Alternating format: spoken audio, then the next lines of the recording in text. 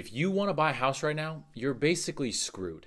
And I want to go over the data from 2019 and I want to compare that to today so you can see how truly unfair the current housing market is. And that's only a 4-year difference. That's not a lot of time. That basically comes down to being unlucky in the year that you were born. So let's go over the data line by line, both income and housing affordability for both those years. And then at the end of this video, I'll also give you a bonus and I'll give you my thoughts on whether I think that the housing market is due for a crash. Because if the housing market is due for a crash, then you should wait so you can get a home for a better price. So we'll talk about that at the end. Let's go over all the data. As always, my name is Derek and I got my degree in finance, so you don't have to. Let's go line by line. So first and foremost, let's go over the median home price. So the median home price in 2019 was $297,000. That seems reasonable, especially when you compare that to the average income in that year, which we will do in a second. Okay, 2019, $297,000. Today, that number, the median home price, is $430,000. That is almost a 50% increase just on that alone without even including interest rates. So let's go over interest rates next. Interest rates, the situation is just as bad. In 2019, the average interest rate was roughly around 3.8%. Okay? Currently, that number has officially surpassed 8%, which is the first time since the year 2000 that interest rates have been above 8%. So when people tell you that historically interest rates have been much higher, yes, they have, but not in recent history and not when housing prices have been this insane. All right, so far we have an increase of 50% on the median home price, and we have a doubling, more than a doubling of the average interest rate. So when you put those two together, you get principal and interest on a monthly basis. So I want to go over that, and then I want to compare those numbers to the average income for both years, and that is when you really start to see a problem. So average principal and interest in 2019 was about $1,315. Okay, PMI, private mortgage insurance, was about $180. So you have a grand total of $1,495. Okay, that is in 2019. That is on a monthly basis to own a home with 5% down, including a PMI, private mortgage insurance. Okay, remember that number, $1,495. Compare that to today. In 2023, the average principal and interest on a monthly basis was $3,010. The average private mortgage insurance was $259 for a grand total of $3,269 based on the average interest rate on the average home price. So you have over a doubling of the cost to own a home. In fact, the cost to own a home has increased the percentage on a monthly basis of 118%. Okay, let's compare that to income because this is not pretty. The average income in 2019 was, the median income in 2019 was $68,707. $68,707, average home price $297. Today, that income has increased. You'd expect if affordability would remain the same, that income would have to increase by close to 100%. You and I both know that is not the case. The average income for 2022, the last full year, and it has not gotten better in 2023, was $74,580. So a few $1,000 increase. So let's compare the numbers. The cost percentage increase, 118%. In the same time frame, the income percentage increase, a whopping 8.5%. That is why you are living in one of the least affordable housing markets in history. And there are a couple of reasons why that is going on. And I'll have videos on that if you'd like to watch videos. I have videos breaking down exactly why this is going on. But I will give you the gist of it. And then I will talk about whether I believe that a crash is due anytime soon. Now, before I want to touch on that, I do want to let you know that these numbers do not include taxes or insurance because that is very difficult to quantify because California is different from New Hampshire, which is different from Texas, and even the cities inside those are all different, okay, based on area, based on your hazards, etc. This is the problem. Taxes. are directly calculated on the assessed value of the property, which has only gone up tremendously. So that means that the tax burden has also gone up tremendously. That makes the situation even worse, okay?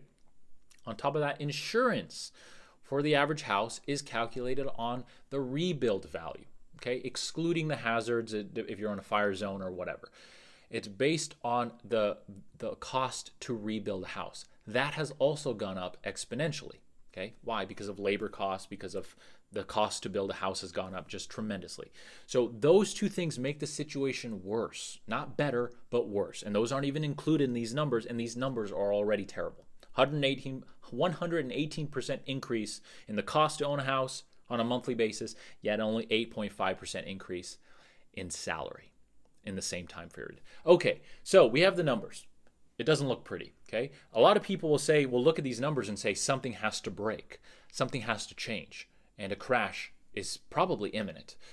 Well, I unfortunately can't agree with that. And unfortunately, I don't want to be the bearer of bad news, but I do not see real estate prices crashing anytime soon. And I will give you a couple of reasons for that.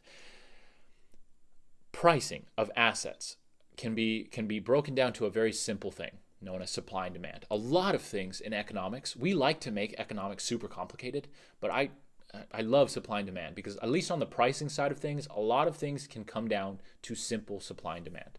And what you have right now in the market is an extreme imbalance. The problem is it's an extreme imbalance in demand's favor. You have demand up here and you have supply down here.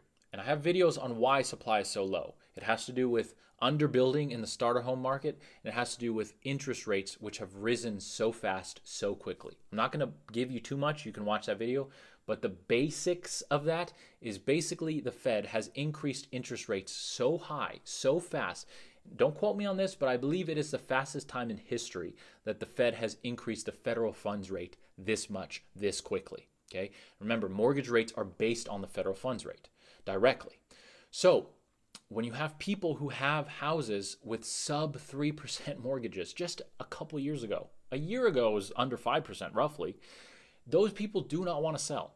Because most of these people, if they sell the house, most people want to move up market. They want a better house, a nicer neighborhood, or a pool, etc. The problem is because interest rates have gone up so fast, if those people who have sub 3% mortgages sell right now and buy a different house, they're going to be able to afford less house, not more, because interest rates are so high. So you have underbuilding and you have undersupply because the people who want to sell are not listing their houses. Okay, so why does that affect a crash?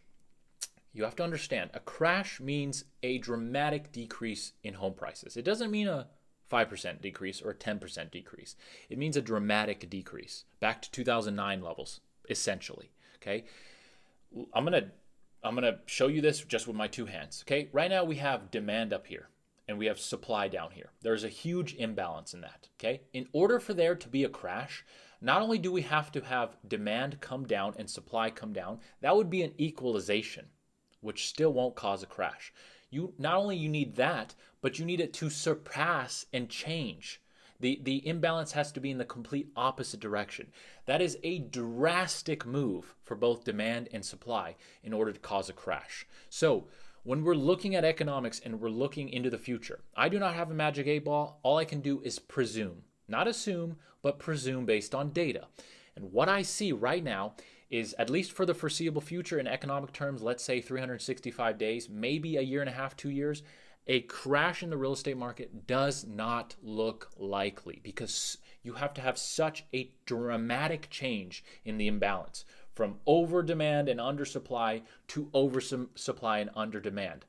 Now, there are things that are worrisome. For example, we have some problems in the commercial space, right? In office building space.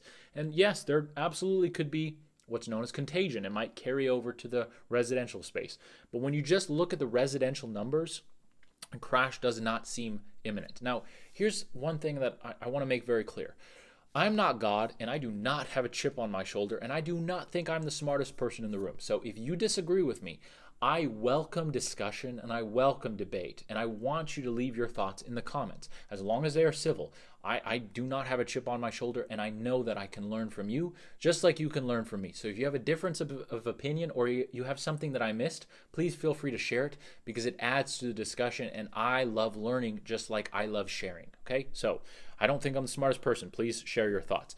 But just looking at it from an economic standpoint, it doesn't seem like housing prices are going to come down anytime soon. And that is an unfortunate situation, because right now the market is not in a good place affordability wise. Now, how could we make the market better for affordability? One of three things need to happen. And when you look at those things, that also seems unlikely. So either A, you have to have a change in the supply and demand imbalance. We just talked about that. Okay. B, you have to have wages catch up.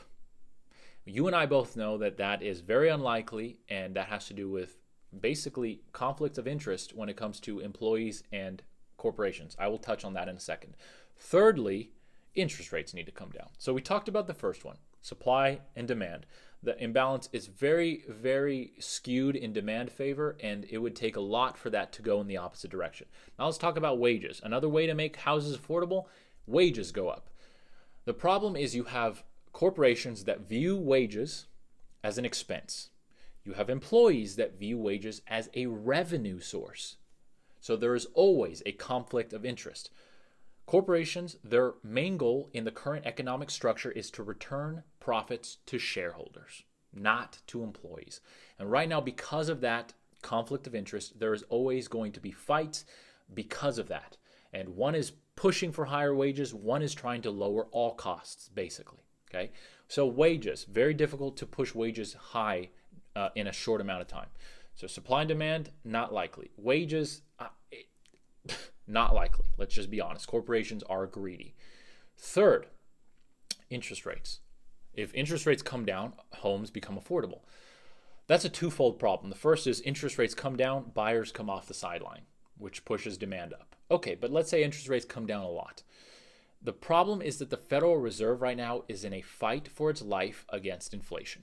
And they will not lower the federal funds rate until inflation is at or near their target rate, 2.5%. Okay? They will not lower interest rates until inflation reaches that. And right now, inflation seems to be sticking in the 3.5%. So we have a ways to go with interest rates. And mortgages are based on the federal funds rate. So mortgages will not come down unless the federal funds rate comes down. There are other things that affect mortgages a little bit, like demand for mortgages, but it's not a lot, because the bank wants to guarantee themselves a profit.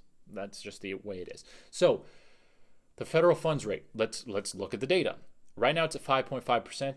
Even if they started cutting tomorrow, which they're not going to, they're not going to cut down to near zero rates overnight if they ever do again in the near future. It is going to be a slow process. We're talking years.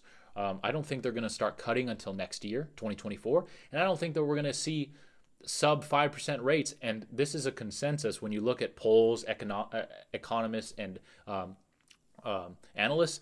We're not looking for under 5% until like literally 2020, late 2024 and beyond. 4% on the federal funds rate. So it's a long fight. So basically, you have those three ways to make houses affordable. None of those seem likely. I wish I could give you better news. Those are just the facts of the matter.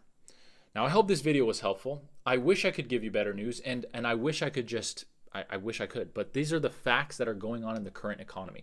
Now, does that mean that you are doing poorly in your life if you don't own a home? Absolutely not. Just understand that right now, you were given probably less fair cards than the previous.